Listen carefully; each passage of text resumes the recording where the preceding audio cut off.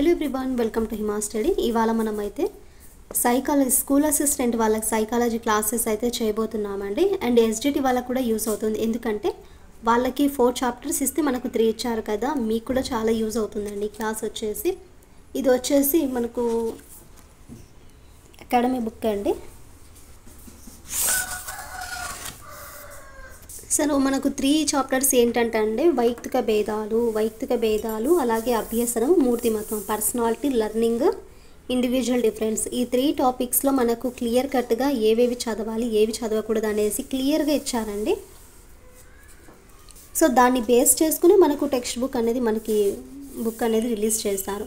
So confuse అవ్వకోకుండా మనము ప్రతి lesson ఇక్కడ ఉండేది ప్రతిదీ కూడా నేర్చుకుంటే చాలా యూస్ఫుల్ ఉంటుంది అందరికీ కూడా. సో లేట్ చేయకోకుండా మన టాపిక్లోకి వెళ్ళబోయే ముందు కొత్త వాళ్ళుగా చూస్తున్నట్లు మన ఛానల్ని లైక్ చేసి, షేర్ చేసి, సబ్స్క్రైబ్ చేయడం మాత్రం మర్చిపోకండి. సో వైయక్తిక భేదాలు అంటేనే మనకు భేదాలు, ఇండివిజువల్ డిఫరెన్సెస్ కదా. ఫస్ట్ మనకు జాన్ డ్యూ 1920లో జాన్ డ్యూ అనే అమెరికన్ శాస్త్రజ్ఞుడు రాసిన డెమోక్రసీ అండ్ ఎడ్యుకేషన్ అనే గ్రంథంలో ఆయన ఏమని వివరించడం అయితే సాధిస్తుందని అన్నారంటే, వ్యక్తిగత విద్యా వ్యవస్థ విద్యార్థుల భేదాలను నిర్మాణాత్మకంగా పోషించడం వల్ల ఒక దేశం అభివృద్ధి సాధిస్తుందనేసి మనకు జాన్ డ్యూ అనేసి చెప్పారు. ఎక్కడ మన గ్రంథంలో అయితే అండి, డెమోక్రసీ అండ్ ఎడ్యుకేషన్ అనే గ్రంథంలో ఈయన ఈ వ్యక్తిగత విద్యా వ్యవస్థ విద్యార్థుల భేదాలను నిర్మాణాత్మకంగా పోషించడం వల్ల ఒక దేశం అనేది అభివృద్ధి సాధిస్తుందనేసి పేర్కొన్నారు. మరి మోస్ట్ ఇంపార్టెంట్ ఇక్కడ సర్ ఫ్రాన్సిస్ గాల్టన్ వచ్చేసి మానవ శాస్త్ర పరిశోధనశాలను అయితే స్థాపించాడు. రేపు మనకు క్వశ్చను, సర్ ఫ్రాన్సిస్ గాల్టన్ దేని గురించి స్థాపించడం అయింది అనుకుంటే, మానవ శాస్త్ర పరిశోధనశాలను, ఆంథ్రోపోమెట్రిక్ ల్యాబొరేటరీని స్థాపించారు ఈయన.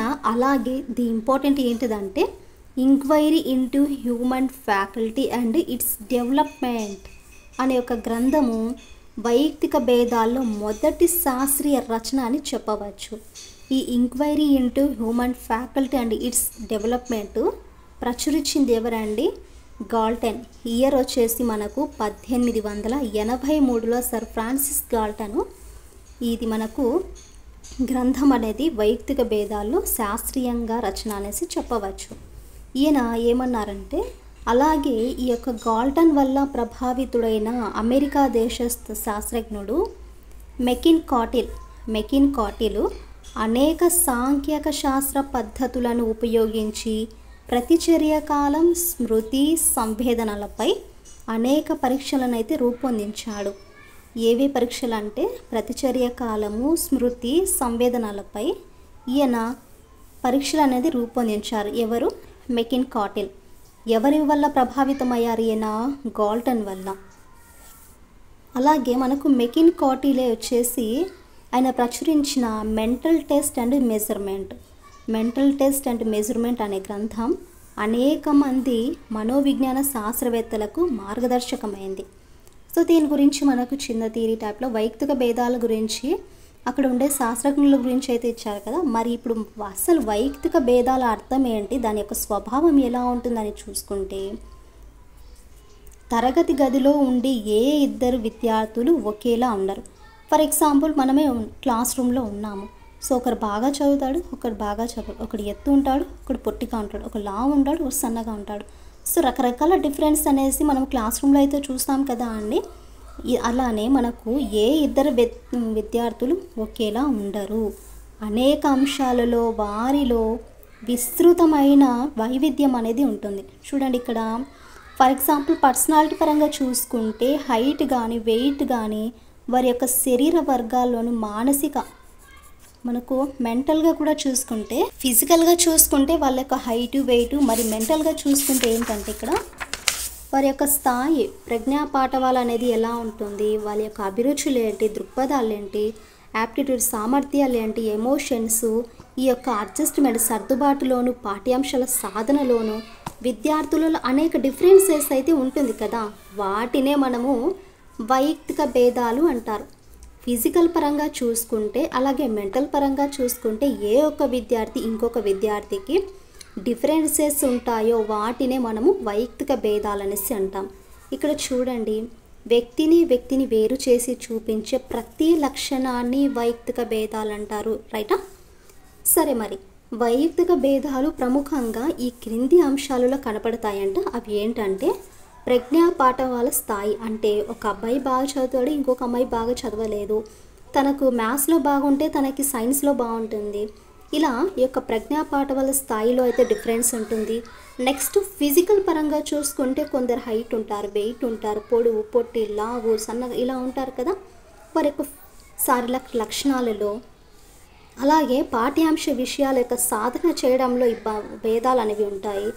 దృక్పథాల్లో కానీ మూర్తిమత్వ లక్షణాల్లో కానీ.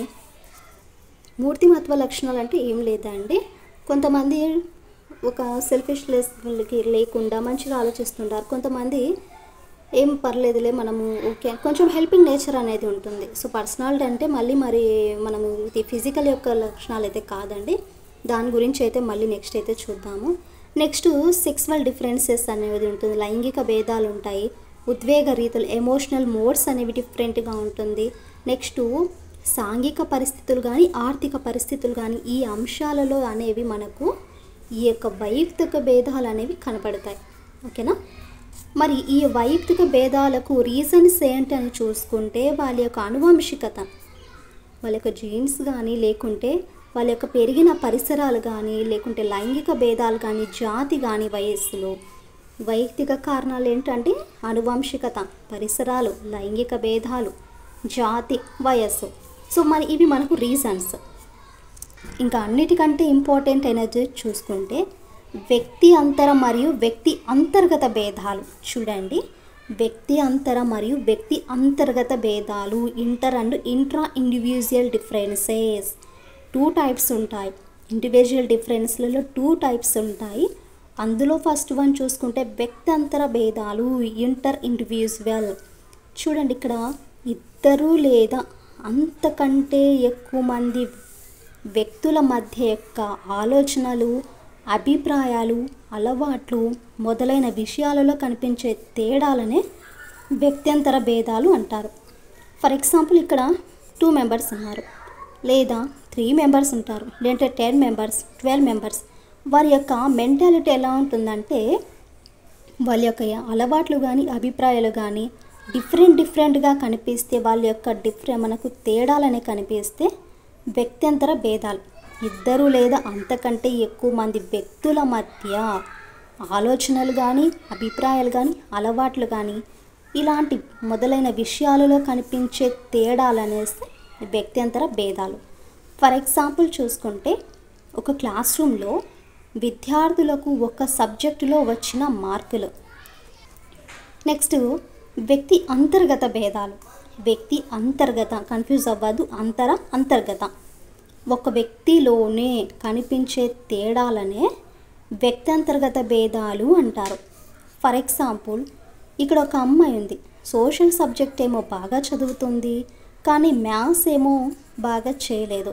ఇక్కడ ఎంతమంది పర్సన్స్ ఉన్నారండి? ఒక అమ్మాయి మాత్రమే ఉంది.